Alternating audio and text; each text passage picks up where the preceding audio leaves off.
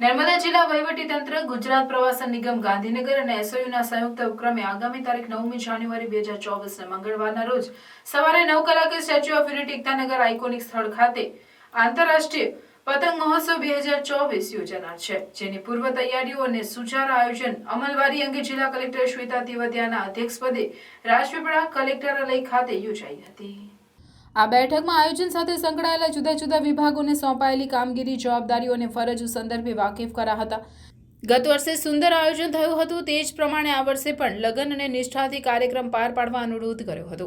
આ ઉજવણીમાં વિદેશના પતંગબાજોને કાયમી યાદગાર બની રહે તે રીતે સફળ બનાવવા અંગે ઉપયોગી માર્ગદર્શન અને જરૂરી સૂચનાઓ આપી હતી।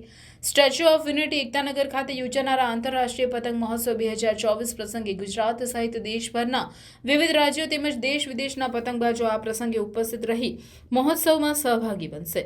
તેમની રહેવા, જમવાની અને આનુષંગિક વ્યવસ્થા સુનિશ્ચિત કરવા જણાવ્યું હતું, જેમાં સાંસ્કૃતિક કાર્યક્રમ, ક્રાઉડ મેનેજમેન્ટ, મહાનુભાવોની બેઠક વ્યવસ્થા, લાઇટ, પાણી, આરોગ્ય, રિફ્રેશમેન્ટ વગેરે બાબતોની સમીક્ષા કરાઈ હતી।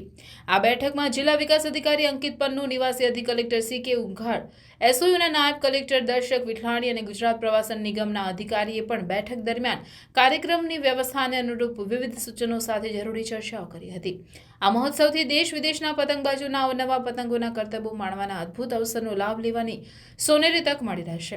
આ વર્ષે 18 દેશના 34 અને ગુજરાત સહિત ભારતના 14 મળી કુલ 51 પતંગબાજો એકતાનગર ખાતે પતંગ મહોત્સવમાં સ્થાનિક પદાધિકારી અધિકારીઓની ઉપસ્થિતિમાં સહભાગી બનશે અને એકતાનગરના આકાશમાં રંગબેરંગી પતંગનું આકાશ સુંદર દ્રશ્ય ખડું કરશે, જે દ્રશ્ય અદ્ભુત અને અવિસ્મરણીય બની રહેશે।